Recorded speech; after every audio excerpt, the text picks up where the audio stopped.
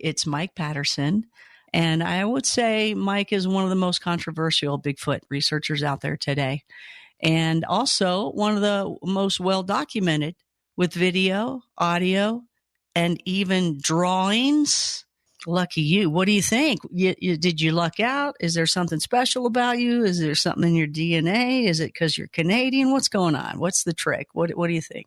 Actually, it's I believe it's my heart. We all have that within us, and I believe the Sasquatch are very aware of our intentions and our heart. And at the time when this all happened, I spent a lot of my time off in the woods with some camera gear, just searching out wildlife photo opportunities, and I had this epiphany one day and to start looking for the Sasquatch, and I did some research. I kept an open mind, and things happened very quickly right off the start. And the very first 3 times I went out, there was experiences that happened, and I believe at this point that they've been watching me for some time, and they liked what they saw. They liked how I interacted in nature. I spend most of the time by myself and just having a good time enjoying nature, and I believe they enjoyed seeing that and like that. And at some point, they reached out, and things have just unfolded in a way that entirely unexpected. And going into this, you just really have to keep an open mind because we really don't know much about what we're dealing with. And the last thing I expected was the results that have come from this, and it's just been absolutely fantastic. It's been a challenging journey, but what I've learned and experienced along the way has completely changed my perspective on life and reality. Yeah, when I see something, especially, whether it's full body or just a grunt or a howl or whatever it might be, just breathing next to you or mind speak, I actually can hear my brain stretch. It's just amazing. Yeah, and I say to people, often enough, they're the epitome of the term "don't judge a book by its cover," because as far as consciousness goes, they are so far advanced past us in their abilities. Is just astounding. And I'll use an analogy sometimes that if we use 10% of our brain, they use it all. It's just what they're capable of. And there's a lot of people that go into this, organizations and such that are involved. They all avoid the reality and truth of this subject. I think it's just about losing face or ridicule or whatever it may be. But what's the point? If you're getting into this subject, you got to keep an open mind. If you want answers, if you want truth, it's a big truth, and it's going to change the way you think about reality. So you either jump on board or you're just going to hit a wall and go nowhere after that. How interesting to know we're still doing that. We're still trying to figure those things out, but at least we know that, hey, they're not like us in any way. The laws of physics, there's something else out there. And whatever they're doing, they're able to do here on the planet. So we could also do that. And I think I think that's a big focus of yours, actually, isn't it? Yeah, the level of interaction that's been developed. I've been involved in this for about a dozen years now, and the first 4 years I was basically frequenting numerous locations, mainly one area, because I'd had numerous incidents in there, but about 4 years of different locations, and then I had a situation fall into my lap where I was invited onto private property. And it's not that remote, but it is cottage country. It is all woods up there. Sasquatch do not need remoteness to stay hidden from humans. In fact, I think they come close to us to teach their children, because this is our future contact with them, and their abilities allow them to stay hidden from humans very easily. And, I can explain that in a bit. Their abilities have more and more people involved in this subject are discovering this and experiencing their telepathy and their mind speak and just other astounding abilities that they're able to do and visit you inside your home, and a lot of people just close their mind off to this sort of thing happening, thinking it's absolutely impossible, but it's not, and it is happening.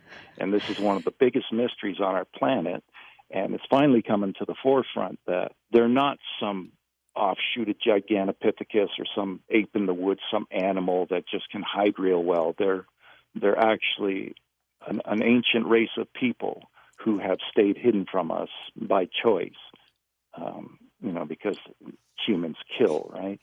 And at this time in our history, they're starting to reveal themselves, and they choose who to make contact with.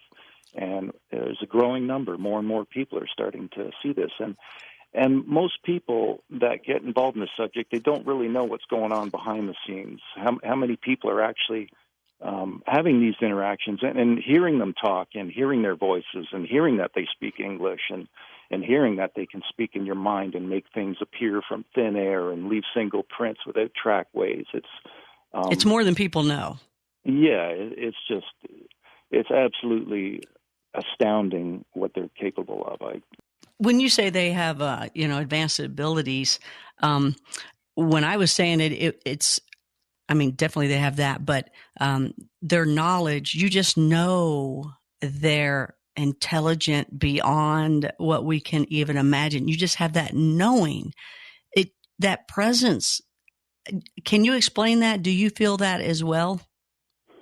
Yeah, definitely. And it's an inherent quality that we have, and their interactions are basically their teaching process. They basically it's like a baby step process, and so with small gestures that give a lot of information.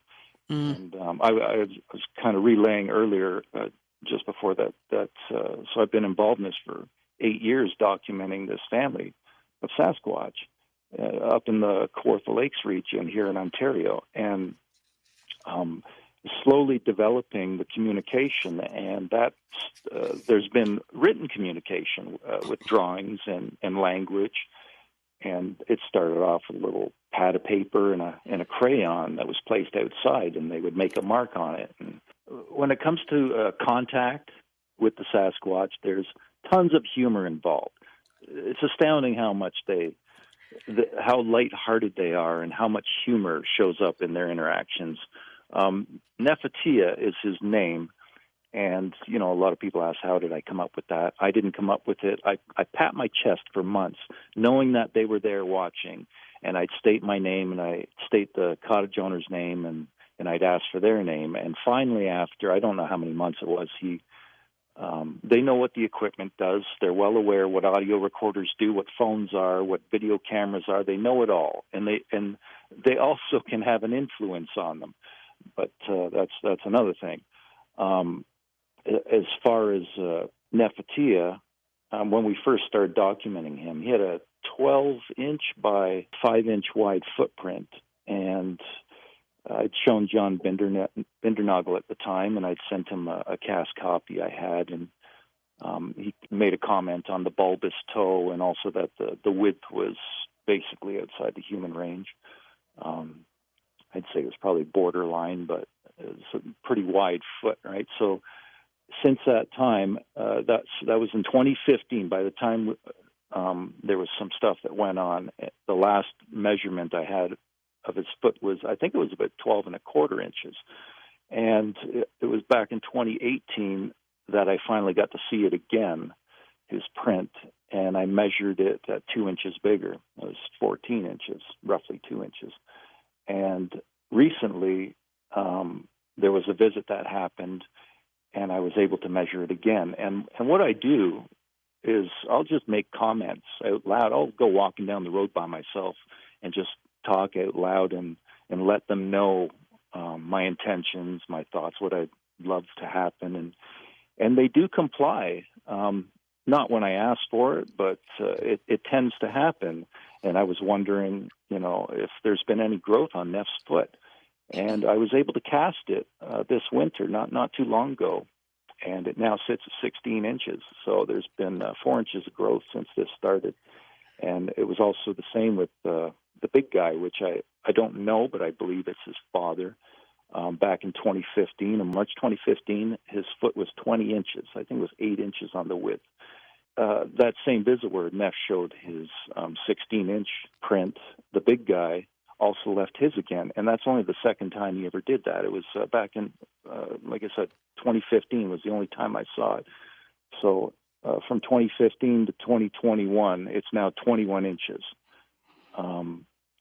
And there was, at the same time, there was a younger individual that had left his print, which was roughly about the same as mine. It might have been about 12 inches, but it wasn't so wide.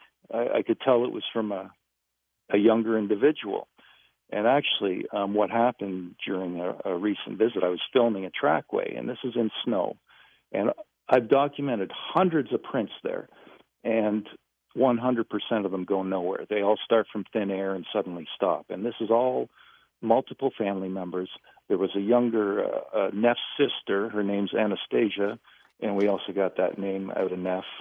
And so her print is 9.5 inches at this point. And I had it confirmed through written communication with them, which has been developed over the years. And I know all this sounds just absolutely fantastical, and it is. And it's, but it's real. Yeah, keep going. I love it. Yeah. So Anastasia left her print right behind Ness, and then the younger, I believe it was the younger male, left the trackway when the big guy left his. So I was sitting there documenting that trackway, and I actually got pinged off in the shoulder by a snowball by the young one that left the trackway. And Dwayne was with me at the time. We're documenting this trackway, and normally I wouldn't put this stuff out there because, you know, I'm just going to get accused, that's just a cottage owner. He's just throwing that. You guys are screwing around. But we were both talking. I just reacted, and we were both talking back and forth there, and suddenly this clear vocal comes from right beside us in the video camera. So I captured that. So that was just really awesome. You know, they're getting more and more. I wouldn't say bold, but we've had the motto of always something new. Every time we make a visit, a different nuance in whatever activity it is. There's been countless marbles that have appeared out of thin air. You know, I've had them dropped into my hands out of thin air, or glass in my hand, and suddenly I hear tink, and I'm standing indoors while this is going on. And this is, there's been as much activity happen indoors as out. So that last visit, there was basically 4 members of that family that showed their presence and their prints. And I also was given Neff's and his sister's ages for the first time. So this was confirmed by them. So he is now 25 years old, and it's funny because they wrote it on a chalkboard, and they first wrote 48, and they rubbed it out, which showed me they don't, they're trying you to can make a our mistake even. Timeline. Or, okay, maybe you're right. It's not the same, right, with them. Yeah, so they wrote down 25, and then under Anastasia's name, they wrote 12. So she's 12 years old, 9.5-inch prints. So this other one that was being documented while I was filming that, I estimate that as a young male, maybe about 14, 15, maybe 16 years old, somewhere in that range. And so slowly, gain more and more information on this family. And they are people. They speak language. And they've actually shown me that they speak a specific language at that location. I've asked them, what language do your people speak? And they wrote all. So I'm not sure if that's referring to all of their people speak all language, or just specifically that family can speak all language. I have had the experience from them, which was basically a telepathic, subconscious dream state experience where one of the children was brought to meet me, and I believe now it was Anastasia because she was 4 years old back then when this happened, and Neff would have been 17. So, a lot of these vocals that you're going to hear of Neff, he was he's a young lad then. But this experience that I had, it allowed me to understand that you can feel words from them without hearing them spoken. Yes. And there's clarity with it. Yes. No doubt. When they're talking to you like that, I got to wonder if, cause they can talk to you, and you back me up on this if you believe this, but they can talk straight to you, right to you, Mike, and somebody could be next to you and they don't hear that. They're not talking to them. They're just talking to you. Oh yeah. I'm completely in agreement with that. There's been things that happen, and some, the person that it's happening to obviously recognizes it, and there definitely can be someone right there beside you and not even notice, or they have that ability to individualize, and it's happened so much that it's a normal part of my just my living at this point, and it follows me. It doesn't matter where I am.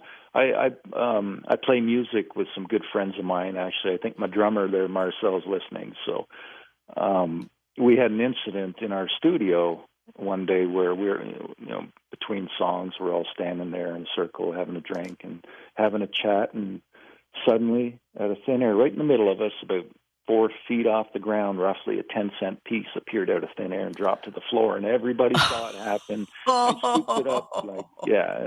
And there's been a few things happen in that room. So, but the marble thing has been literally hundreds and hundreds. I think it's been every visit, and I actually, every time I go, I'm making jokes about it, like, you guys, when are you going to run out? And, yeah, so tell people about that. You are actually getting marbles given to you quite often, and they come out of thin air as well.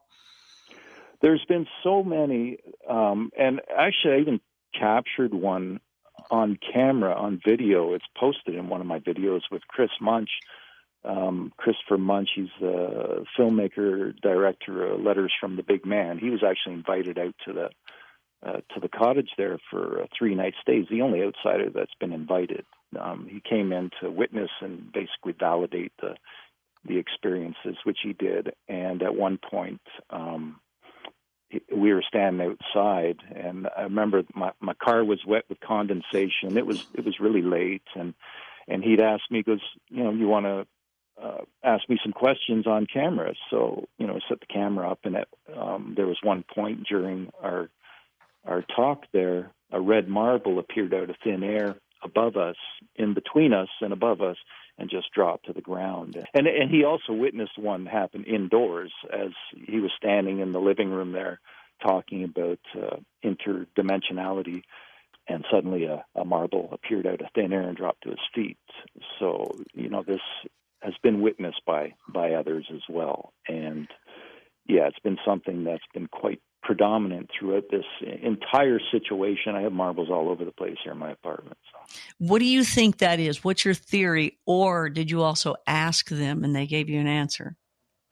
To me, this is how they show their presence. They show their presence in numerous ways, many ways, but using objects like that, this is basically just to say, hey, we're here. And I was mentioning about the marbles too, that it's happened so many times, but I would never see it, that moment where it comes out of thin air.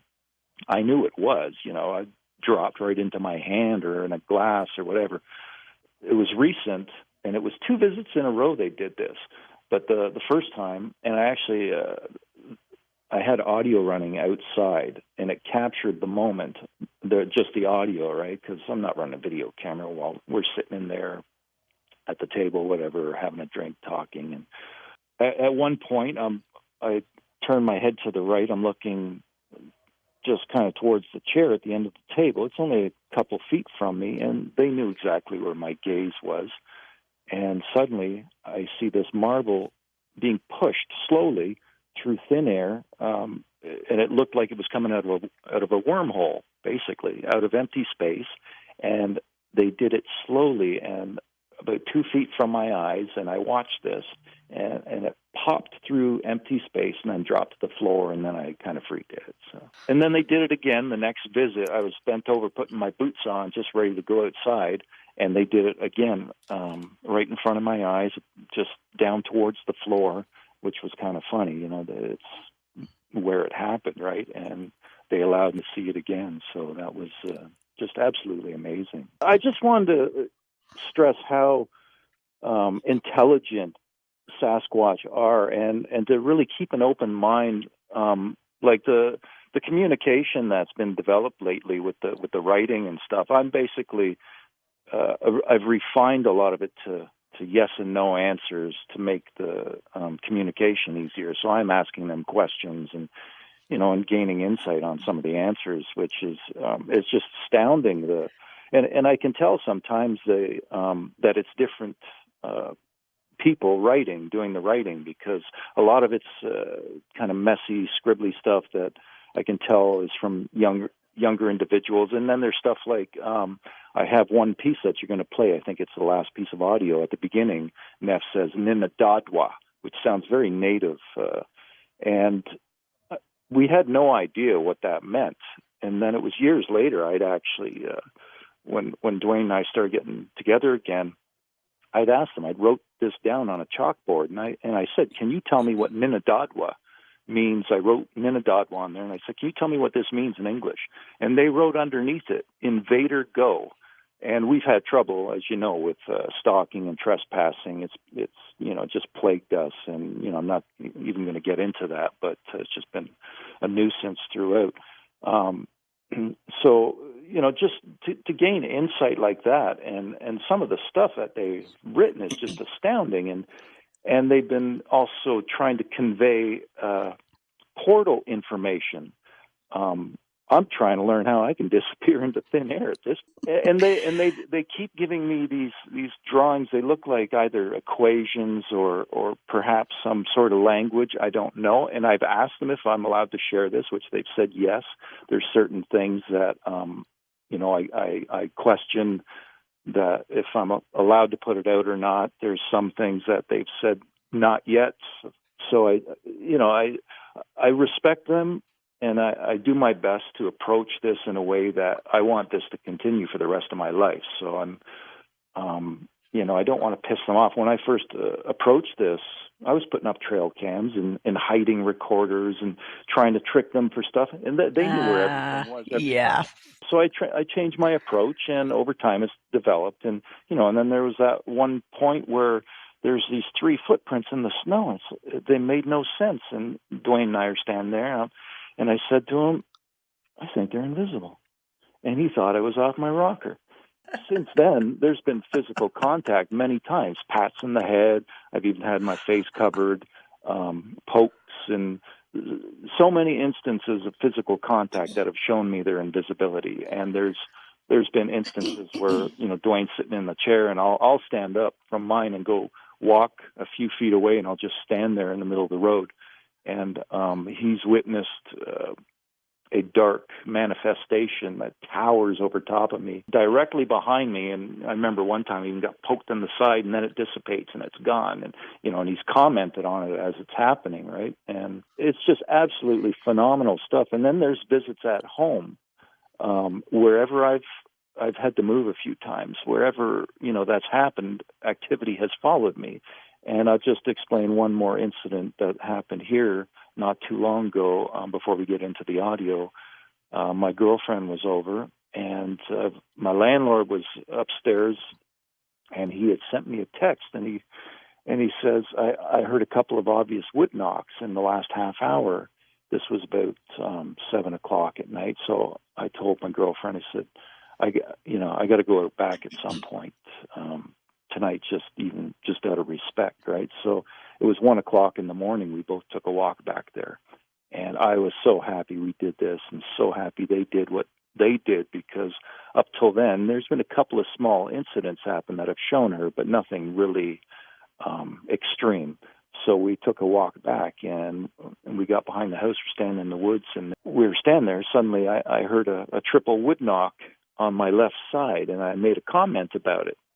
she didn't hear it. There was leaves on the ground. It was a bit noisy, just moving your feet around. So maybe that had something to do with it, or maybe it was telepathic. I don't know. But I commented on that. And what was funny was the knock was a sequence that I used years ago to announce my presence. Not there. This was in another location when I first got into this. So it was really interesting that they gave me that. So anyways, we're standing there, and it was about a minute later, suddenly we hear footsteps about 6 feet in front of us walk right across our path. First three footsteps, clearly heard, a really brief break, and then 2 more footsteps. And we both witnessed the leaves kicking up on the ground as he walked past us. And then Jen, she got a visual through a shimmering. She saw his form.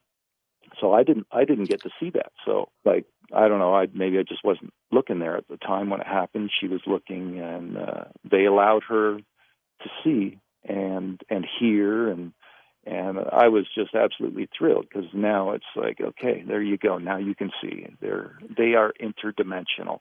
I say interdimensional because they come into the house and they don't use the door or the window. That's a hard thing to get across to some people when you see something and they're right there and they don't. Now, just quickly before we go into the audio, just explain to people. So you and a partner, Dwayne, you guys are both in cottages. How does this work? Can you explain that? Well, it was about 8 years ago now that this information came to me through another person that was contacted about activity on a property. It was a private property, and it's funny when you mentioned that knowing back. Back then, as soon as I got that information, I had an instant knowing, and I said, "Give me that interview. I want to interview these people. Give me that information. Give me that phone number." And it's true. I had it. I just knew. I knew this. I don't know what it is, but maybe there was some help with that. I don't know, but I had a knowing, and sure enough, look what's happened since. But that's his cottage, his family cottage, and so I was invited as a guest onto that property because of purported Sasquatch activity at the time that had been ongoing for years. And I was invited. At first, I was invited to their home to interview them.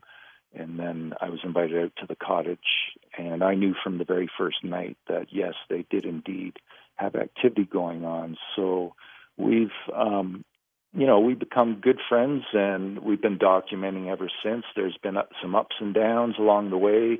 Again, like I mentioned earlier, because of trespassing and stuff going on, there's been some trouble in that, but we understand what's going on, and at this point, we mended our friendship quite some time ago, and we've never stopped making visits and documenting the activity.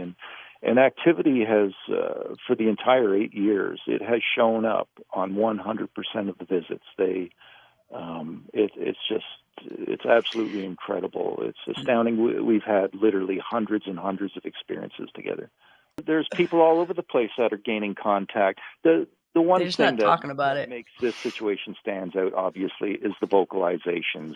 This is why this has really stuck out, because they have allowed us to hear their voice, and in a big way, and it's absolutely just phenomenal. There's a resonance with Ness's voice that really has a profound effect on people. Some people get pissed off. Some people cry, and it puts some people in joy, tears, and anger, and every emotion, and it's just it resonates, that voice. But it's unique in that way with the vocal. I have people contact me all the time telling me about their experiences, and it's all similar activity. It's all interdimensional, paranormal activity. Just a lot of the similarities and same stuff. And from my gathering, Sasquatch contact is very personalized to each individual, although it's a collective, and it's the same with everybody. But they know what you focus on, and they utilize that to reveal their presence to you in a baby step sort of process. It's endearing that way as well. So let's go ahead and play the first audio. Is that cool to go in order? Yep. Do you want to set it up, or just let's hear it and then you can tell us? I think the first one is a distant call. This was if it's the right one, I think this was back in May 2013. This is when they basically first started really letting us hear their voice. Okay.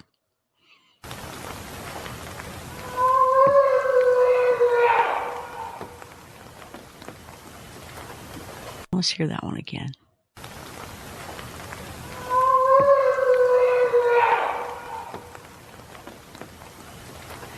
Like, this is cottage country. There is a lot of cottages. There is a lot of people in the area. There is a lot of woods. When specific times of the year, there, everybody's at their cottages. So we tend to go at the off times when there isn't a lot of people, and that there tends to be a lot of inclement weather.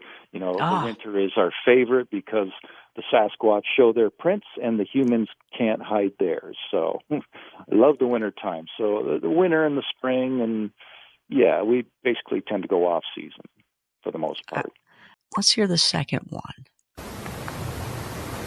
Right.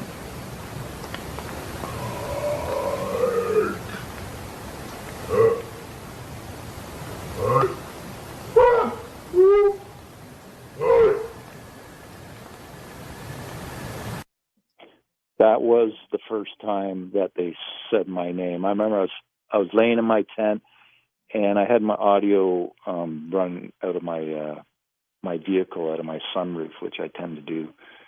And I remember I could hear him saying my name, and I told Dwayne in the morning, we hadn't listened back to the audio yet, and I said, I think they called my name. He's like, what? I said, yeah, man, I swear I heard my name. And we played it back, and sure enough, it's very mind-blowing stuff. All right, so let's hear him say Mike again. Right.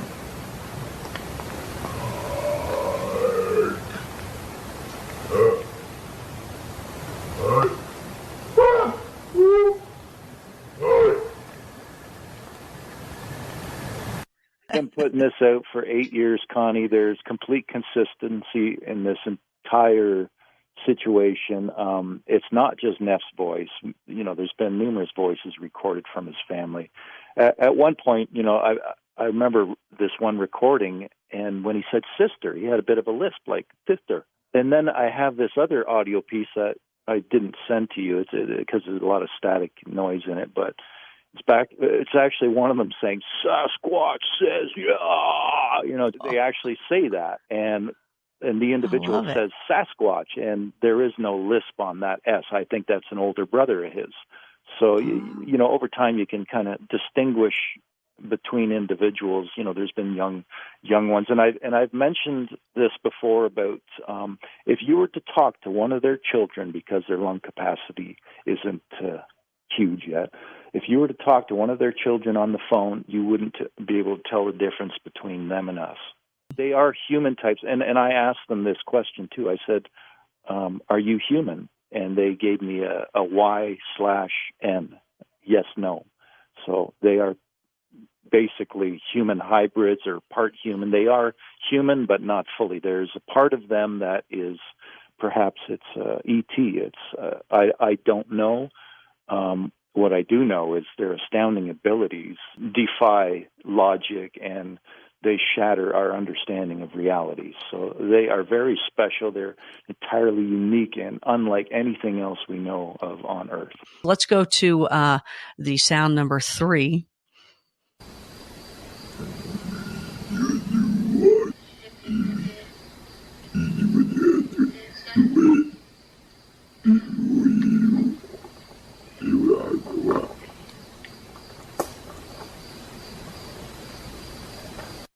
And can we hear that again?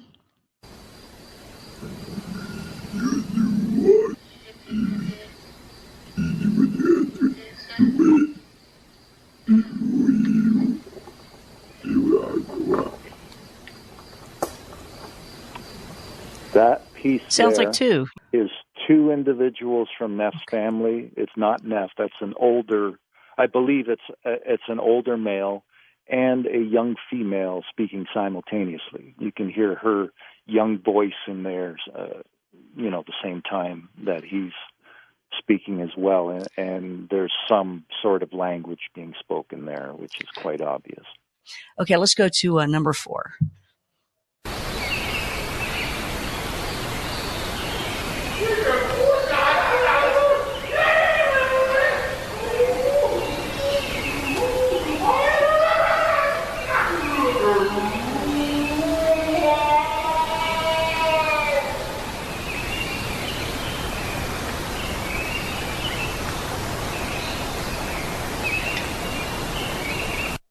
that was about 5:30 in the morning after a night of activity.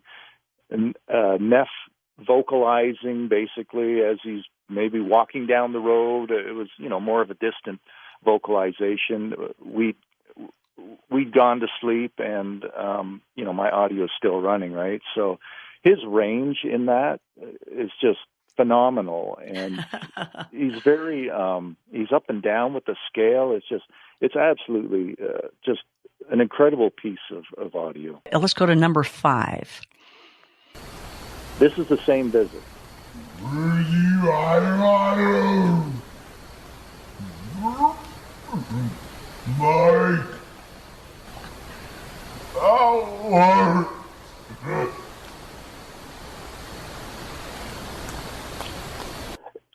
That was the same visit as the previous clip, and I think the next one is too. But what he was stating there, that's the first time I heard him say, well, it might not have been the first time.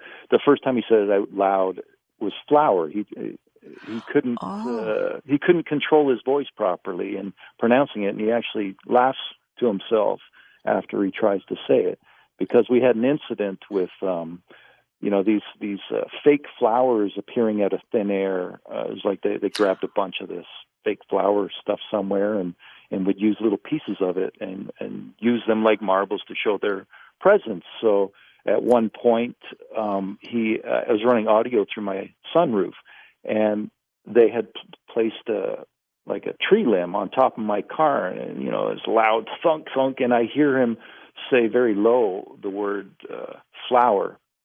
This is where he got the word flower from, because after that, I took a flower in my hand the next visit, and I went up to a tree, and I put my hand on the tree, and I held the flower up, and I pronounced flower, and I broke it into its syllables, and I showed him what we call tree, and I was going tree, flower, and after that, he was just absolutely loved saying those two words, tree and flower. They just became part of his vocabulary, and then other words came into that too, marble and brother, and these were things that just along the way happened with communications. Well, let's hear that one again.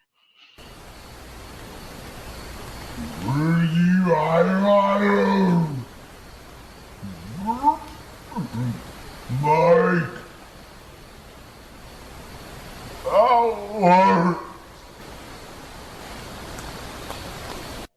So let's go to 6 real quick.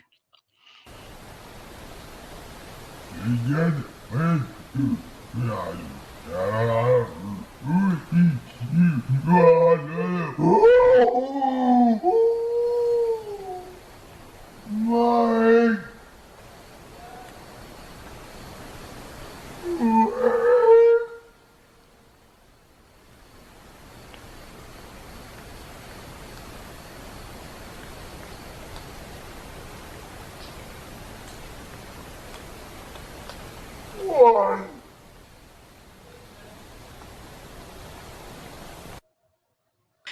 It sounds like that mic is right next to him and you're the one far away. They actually gravitate to the audio recorders. They know exactly what they do. They give me the audio purposely, so they know what the audio is doing. I run it through my sunroof. He'll sit there and bang on the sunroof and talk right there beside it. So okay, number 7.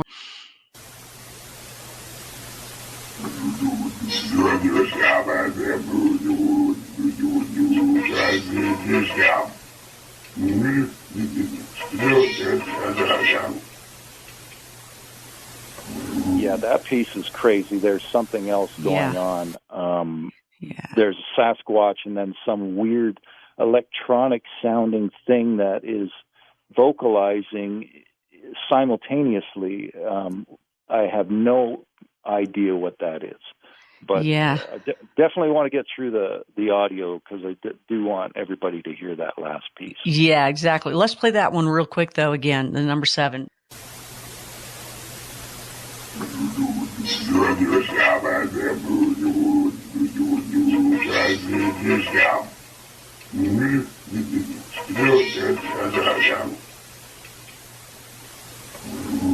Bizarre. Let's go to number 8.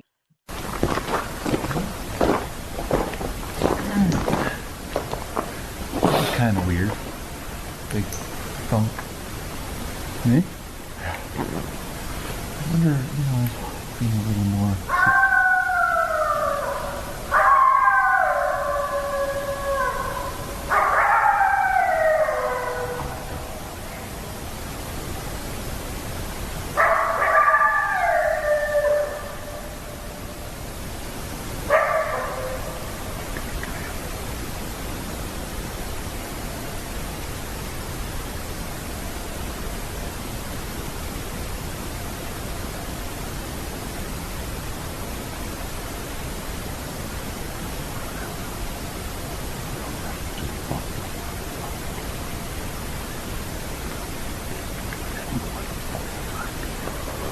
I need Dan.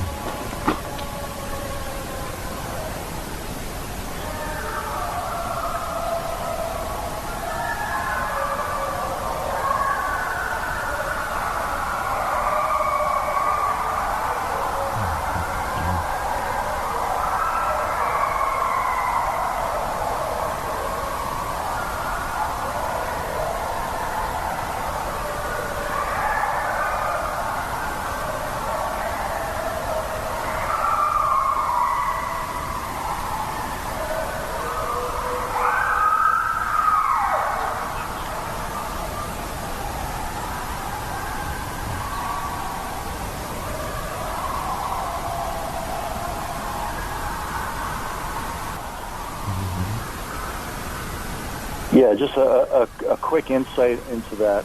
There's actually moaning going on with them. The Sasquatch showed us one day, this was in a visit not too long ago, where I think it was last year actually, Dwayne and I are inside the cottage. We just got there. We weren't there long. And suddenly this amazing wolf howl happened right outside the window that was so loud we just stunned indoors. So they were showing us, hey, that's us.